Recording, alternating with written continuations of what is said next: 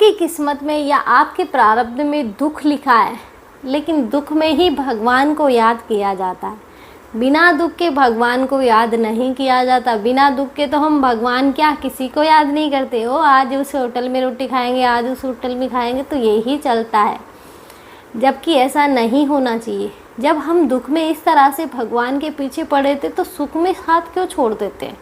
सुख में तो याद करो ना भगवान को। लेकिन भगवान स्वयं ये बोलते हैं कि मेरी माया बहुत प्रबल है, उसको समझ पाना किसी के बस की बात नहीं है, और ना आज तक कोई प्रभु की माया को समझ पाया है, नहीं समझ सकते। क्योंकि देखा जाए तो जब संघर्ष का टाइम आता है तो वो कुछ ना कुछ हमें सिखाने के लिए आता है। ऐसा नहीं है कि संघर्ष आया है तो कोई दुख देने के लिए आया है।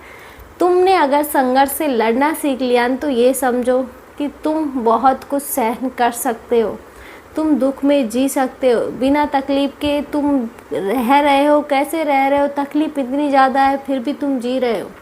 अपने आप को मतलब लोग गलत करने की सोचते हैं। थोड़ा सा दुख आता है तो लोग अपने आप को मिटाने की सोचते हैं कि नहीं अब मुझे नहीं जीना, मेरे पास दुख है। तो ये भी तो सोच के देखो ना, आज तुम अगर छुटकारा पा लोगे तो ये अगले जन्म में भी तुम्हारे साथ है। इसलिए अभी काट लो ना, अगले जन्म तक ले जाना ही क्यों है। अगर तुम आज छुटकारा पा रहे हो तो अगले जन्म में तो यही मिलेगा ना। और ये बोला जाता है कि अगर तुमने अब छुटकारा पा लिया तो अगले जन्म में ये ब्याज के साथ मिलेगा।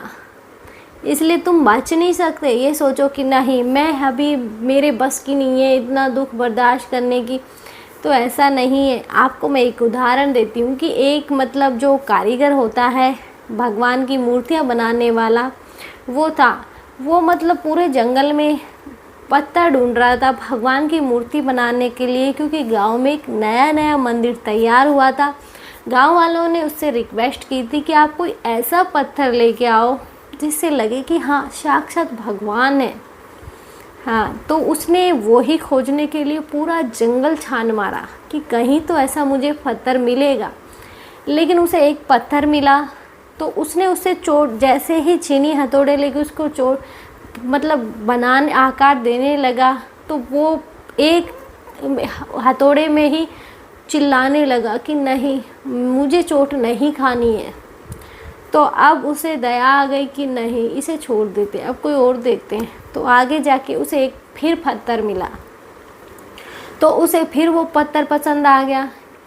तो उस पत्थर पर उसने फिर से आकृति बनाना शुरू की। तो इस बार पत्थर के अंदर से आवाज़ नहीं आई कि मुझे चोट नहीं खानी, और मूर्ति बन के एकदम शानदार सी तैयार हो गई। लेकिन अब बारी थी मूर्ति को गांव तक ले जाने की, मंदिर में स्थापित करने की। तो वो अकेला तो कैसे कर सकता था क्योंकि मूर्ति बड़ी होती है। तो वो वहाँ गया तो उसने बोला कि ऐसे ऐसे जंगल के वहाँ एक मूर्ति बना के आया हूँ, तुम जाके उठा के ले आओ।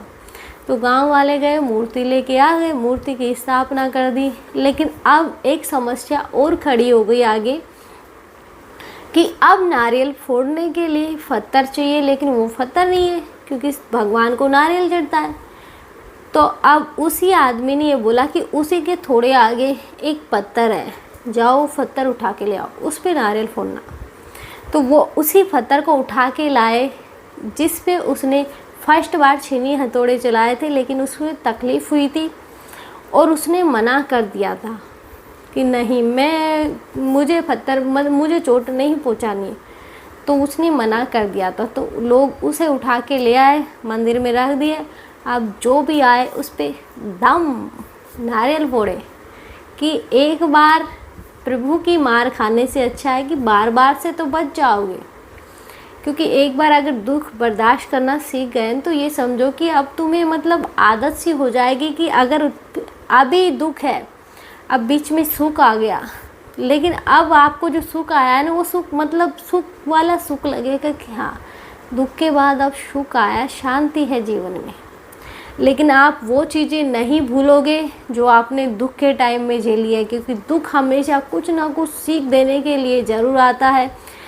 ये पर ज़रूर सिखाता है कि कौन अपना है और कौन पराया है, कौन हमारे साथ पैसे के लिए जुड़ा है, कौन हमसे सच्चे में जुड़ा है। प्रभु के सिवा सच्चे में तो पता ही नहीं कौन जुड़ता है, क्योंकि समझना बड़ा मुश्किल है।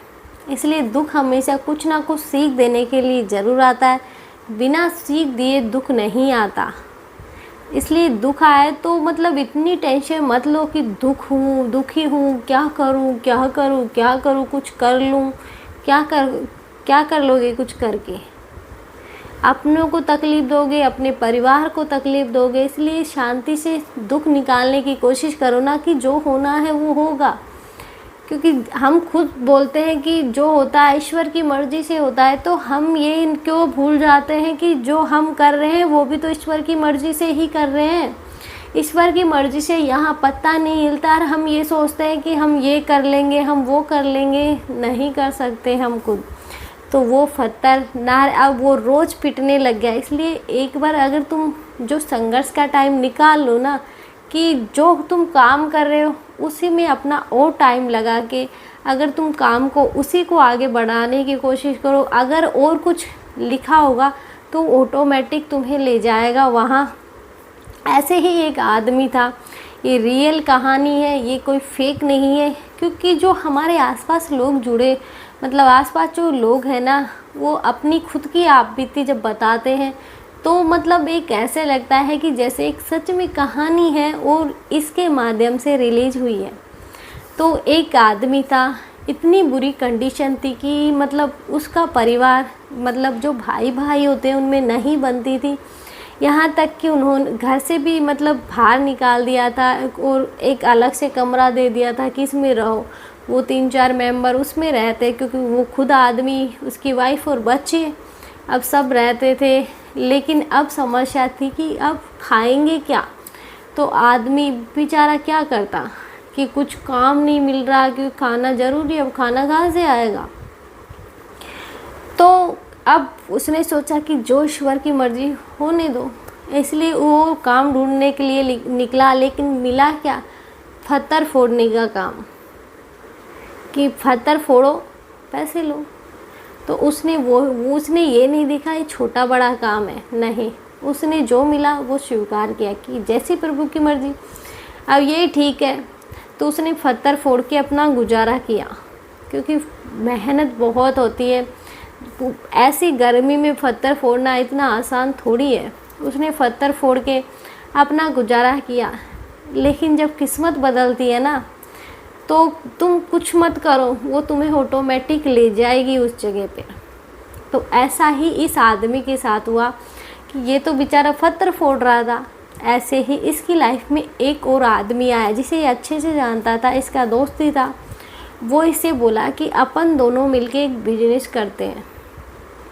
उसने बोला कि मेरे खुद के पास खाने के लिए पैसे नहीं, बिजनेस के लिए कहाँ से आएंगे?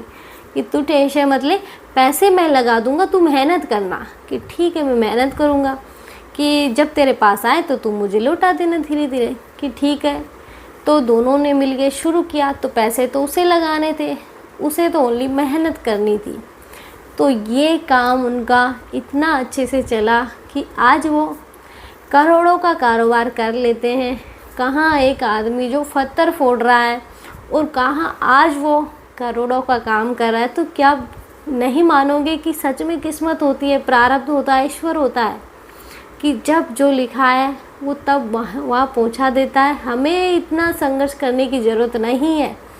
लेकिन ऐसा भी नहीं है कि हम हमारे कर्म से भागे, नहीं, कर्म के बिना कुछ नहीं। कर्म तो तुम्हें करना पड़ेगा, क्योंकि इसी से तो तुम्हारा आने वाला प्रारब्ध लिखा जाएगा।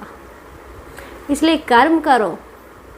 ये मत सोचो कि फल मैं मेरे हिसाब से पालूंगा, नहीं पा सकते। तुम ओनली कर्म कर सकते हो।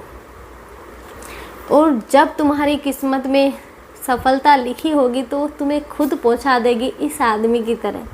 ये हमारे जानकारी है, लेकिन नाम रिवील करना ठीक नहीं है, क्योंकि किसी के बारे में बता रहे हैं तो मतलब जितना गुप्त रहे उतना ही ठीक है।